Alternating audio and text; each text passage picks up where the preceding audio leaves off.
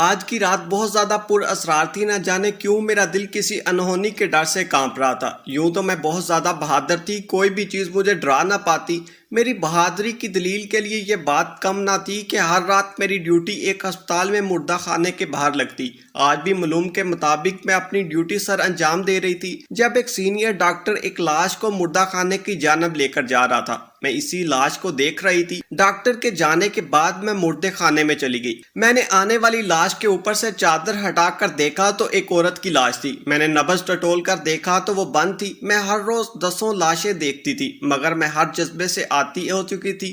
ظاہر سی بات ہے اب تو روز لاش دیکھنا معمول کی بات تھی، مگر نہ جانے میرا دل اس عورت کو دیکھ کر کیوں دکھی ہو گیا۔ شاید اس لیے کہ وہ ایک لاوارث لاش تھی۔ جو بھی تھا، مجھے اس عورت کے چہرے کو دیکھ کر لگا تھا کہ شاید وہ کوئی مظلوم عورت تھی۔ میں مردہ خانے سے باہر آ کر اپنی ڈیوٹی سر انجام دینے لگی۔ کچھ ہی دیر گزری ہوگی جب ایک خوش لباس لڑکا ہسپتال میں داخل ہوا۔ وہ میرے پاس آ کر بولا، الشبہ کہاں ہے؟ الشبہ اس عورت کا نام تھا جس کی لاش کچھ دیر قبل ہی مردہ خانے میں لائی گئی تھی۔ میں نے کہا کہ ڈاکٹروں نے اس کو بچا نہیں سکے۔ میری بات سن کر وہ لڑکا زوروں قطار رونے لگا۔ مار دیا میری الشبہ کو، ان لوگوں نے مار دیا۔ وہ روتے ہوئے بار بار بس یہی جملے دہرائی جا رہا تھا۔ میں نے پوچھا کن لوگوں نے؟ تو وہ لڑکا بولا، الشبہ میری بیوی تھی، ہم دونوں نے گھر سے بھاگ کر شادی کی تھی۔ اس کے والدین بہت بڑے جاگیردار تھے، ان لوگوں کو یہ رشتہ منظور نہ تھا۔ وہ صلح کے بہانے میری بیوی کو واپس لے گئے اور اس کو زہر دے کر مار دیا۔ میں حیرت زدہ اسی مرد کو دیکھ رہی تھی۔ اس کی آنکھوں کے آنسو اس کی صداقت کے لیے گواہ تھے۔ میرا دل پسج گیا۔ وہ لڑکا میرے قدموں میں گر گیا اور بولا کہ اس کے والدین کو اس کی لاوارث لاش سمجھ کر چھوڑ گئے ہیں، لیکن میں اس کو یوں چھوڑ کر نہیں جاؤں گا، اس کی تدفین میں خود کروں گا،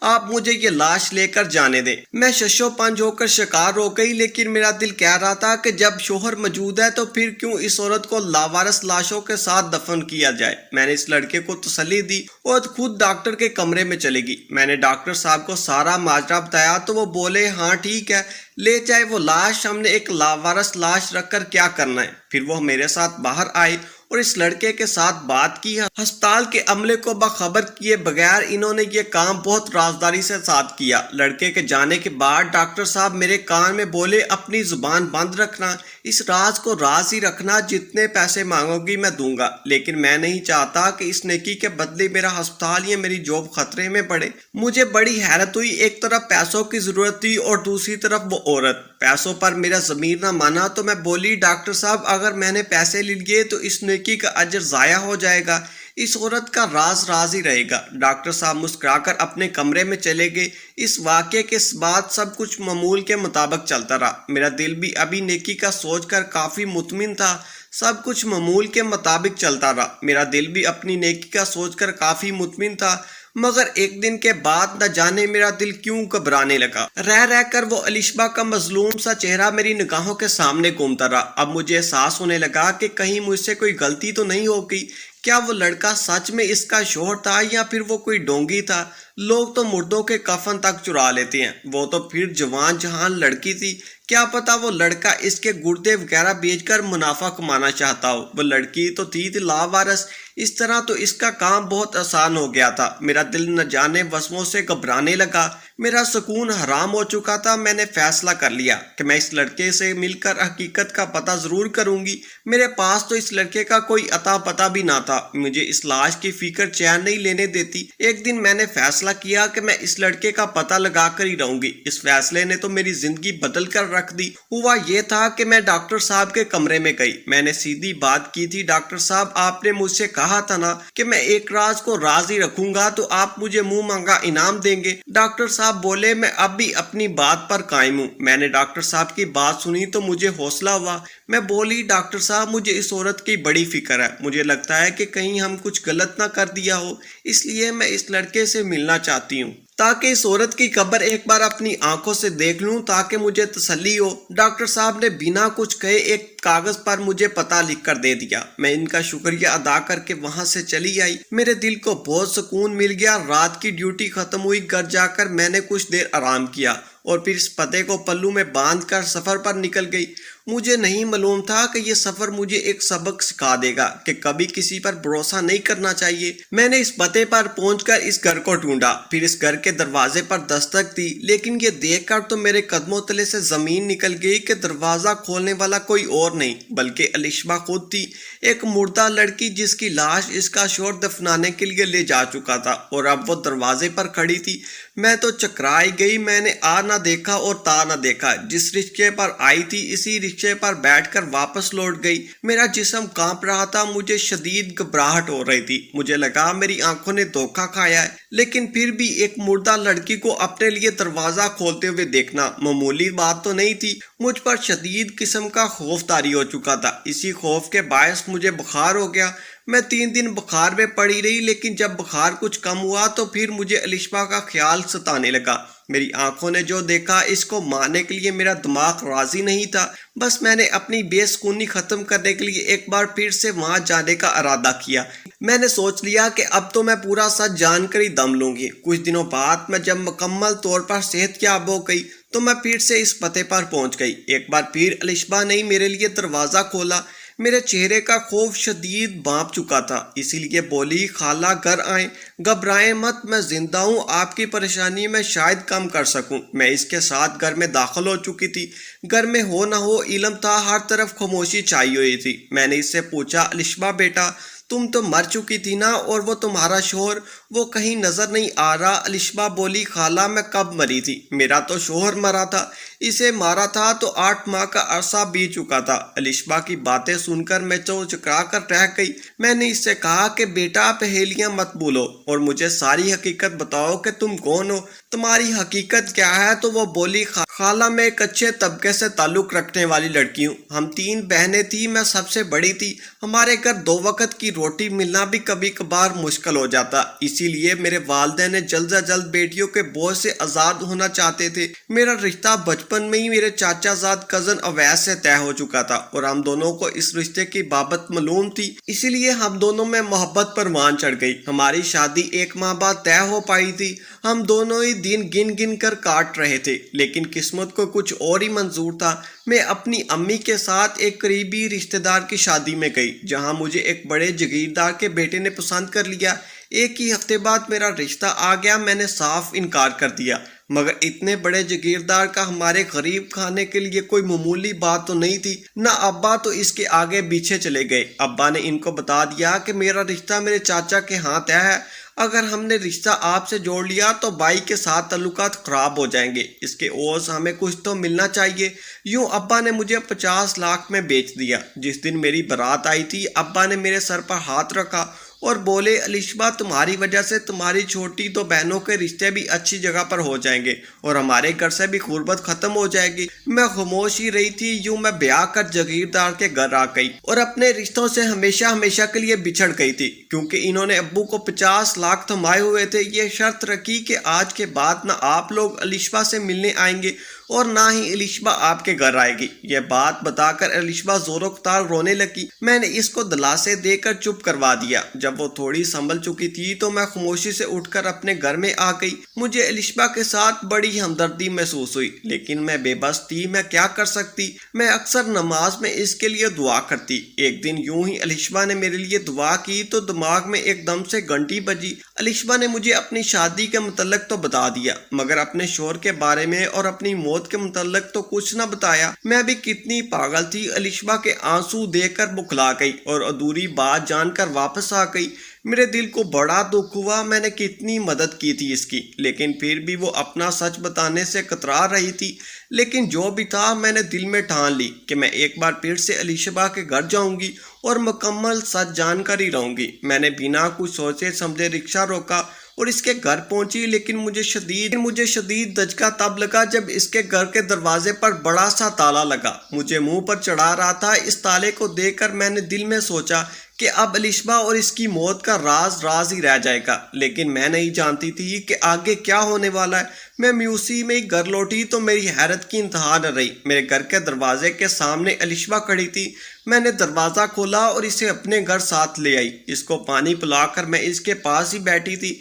میں نے پوچھا کہ وہ یہاں کیسے پہنچی تو وہ بولی مجھے جو لڑکا ہسپتال سے لے گیا تھا اسی نے ڈاکٹر سے آپ کا پتہ لے کر دیا ہے۔ میں نے کہا یہ سب تو ٹھیک ہے، لیکن مجھے یہ بتاؤ کہ تم یہاں کیا کرنے آئی ہو؟ تو وہ بولی مجھے رہنے کے لیے ٹھکانہ چاہیے۔ میں نے ٹھکانہ دینے کی حامی بھر لی۔ میں نے اس سے کہا کہ اگر وہ بغیر چالاکی کے مجھے اپنی زندگی کی ساری داستان سنا دے تو میں اس کی مدد کر سکوں گی۔ وہ رونے لگی۔ روتے ہوئے وہ اپنی زندگی کا خلاصہ مجھے بتانے لگی۔ خالہ، میری شادی جاگیردار کے بیٹے سے ہو چکی تھی۔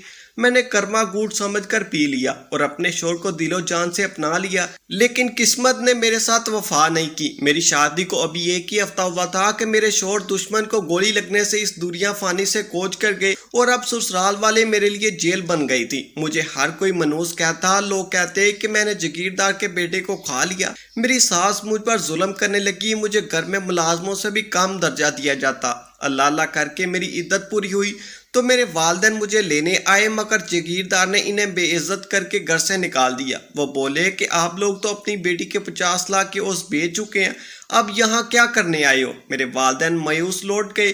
میری زندگی اس قید خانے میں دن بہ دن تنگ ہوتی جا رہی تھی۔ انہی دنوں میری ساس کو ہارٹ اٹیک آ گیا، لیکن ان کی جان بچ گئی۔ وہ ہسپتال میں ہی ایڈمٹ تھی۔ انہوں نے فرمائش کی کہ الشبہ اس کی خدمت کرے۔ یوں میں ڈرائیور کے ساتھ ہسپتال سے گھر اور گھر سے ہسپتال آتی جاتی رہتی۔ ایک دن ڈرائیور بولا کہ وہ مجھے پسند کرنے لگا ہے۔ مجھے اس کی بات شدید ناپسند آئی اور میں نے اس کو دھمکی دی کہ اس کی ساری اصلیت میں جاگیردار صاحب کو بتا دوں گی۔ وہ بولا جاگیردار صاحب کو اگر تم کچھ بھی ایسا ویسا بتاؤ گی تو وہ تمہاری بات پر یقین نہیں کریں گے، الٹا تم پر ہی مزید سختی کر دیں گے۔ میں خاموش ہو گئی۔ یوں وہ ڈرائیور مجھ سے اکثر اپنی محبت کا اظہار کرتا، لیکن میں اس کے متعلق کبھی بھی نہیں سوچا تھا۔ لیکن اب حالات بدل چکے تھے۔ جاگیردار صاحب کا چھوٹا بیٹا مجھ پر میلی نظر رکھ رہا تھا۔ جب مجھے اس کی گندی نظر کا انکشاف ہوا تو مجھے لگا کہ وہ بہت بری طرح پھنس چکی ہے۔ ہر کوئی تو وہاں میرا دشمن ہے۔ مجھے وہاں سارا ڈرائیور ہی نظر آیا۔ اس کے ساتھ نکاح کر کے کم سے کم میری عزت تو محفوظ رہتی۔ یوں مجبوری کے تحت میں نے ڈرائیور سے کہہ دیا کہ اگر تم سچے ہو تو مجھے یہاں سے آزاد کروا لو، میں تمہاری ہو جاؤں گی۔ آگے جو کچھ بھی ہوا وہ آپ کے سامنے ہے۔ خالہ، وہ ڈرائیور مجھ سے وفا نہیں کر پایا۔ وہ مجھے آپ کے گھر کے دروازے کے سامنے ہمیشہ کے لیے چھوڑ گیا۔ وہ ڈر گیا ہے کہ اگر جاگیردار صاحب کو معلوم ہو گیا کہ میں مری نہیں بلکہ زندہ ہوں تو اسے موت کے گھاٹ اتار دے گا۔ الشبہ مجھے یہ بتا کر رو پڑی۔ اس کی آنکھوں میں بڑا سا درد سمویا تھا۔ وہ بس مجھے یہ سب بتانا چاہتی تھی کہ اس کی موت کا راز اب راز ہی تھا، مگر میں نے اس وقت اسے مزید کہہ دیا نامناسب نہیں سمجھا۔ میں نے اسے کھلے دل سے اپنے گھر میں پناہ دی۔ وہ میری بیٹی ہی بن گئی تھی۔ میں خود کو تنہا رہتی تھی، اسی لیے گھر کے کام مجھے خود ہی کرنے پڑتے۔ لیکن اب جب الشبہ آئی تو اس نے سارا کل سنبھال رکھا تھا۔ وہ بہت اچھی تھی لیکن شدید سہمی ہوئی رہتی۔ جب وہ کام کر رہی ہوتی اور اس کے پاس چلی جاتی تو وہ اچانک بکھلا جاتی۔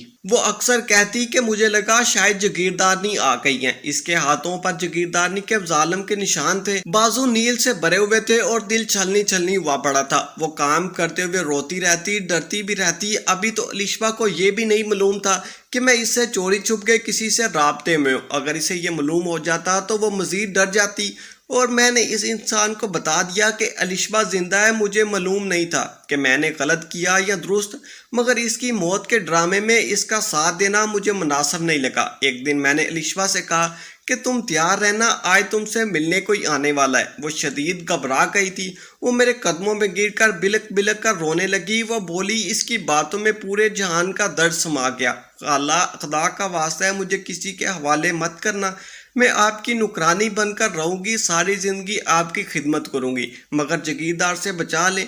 میرے ساتھ میرے باپ نے برا کیا، میرے ساتھ جاگیرداروں نے بہت برا کیا۔ ڈرائیور تو مجھے کہیں منہ دکھانے کے قابل ہی نہیں چھوڑا۔ اب آپ کہیں مجھے موت کے حوالے مت کر دیجیے گا، میں بہت لاچار ہوں۔ میرے ساتھ میرے اپنوں نے بھی وفا نہیں کی۔ اگر آپ نے بھی جاگیردار کے حوالے کر دیا تو مجھے بھوکے کتوں کے سامنے پھینکوا دیں گے۔ الشبہ زوروں کو تار رو رہی تھی۔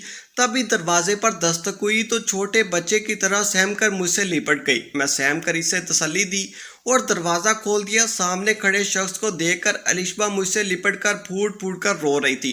سامنے اویس کھڑا تھا۔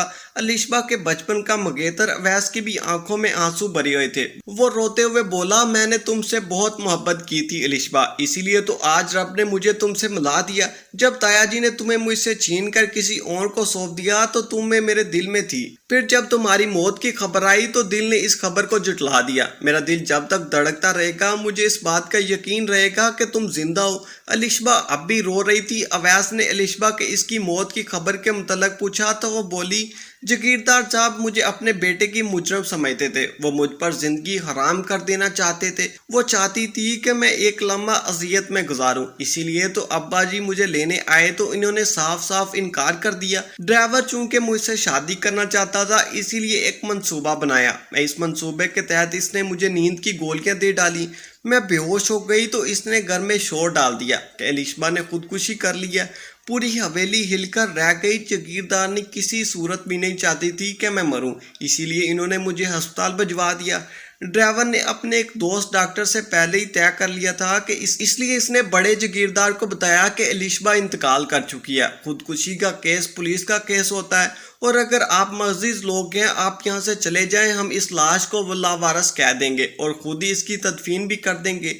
جاگیردار صاحب نے ان کی بات مان لی اور یوں وہ مجھ سے جان چھڑا کر چلے گئے۔ خالہ، ڈرائیور نے آپ سے جھوٹ بولا، وہ میرا شوہر نہیں تھا، نہ ہی ہم گھر سے بھاگ کر شادی کی تھی، وہ تو بس آپ کی ہمدردی بٹورنا چاہتا تھا۔ ڈاکٹر سے تو اس نے پہلے ہی بات کی ہوئی تھی، یوں مجھے ایک کرائے کے مکان پر چھوڑ کر چلا گیا۔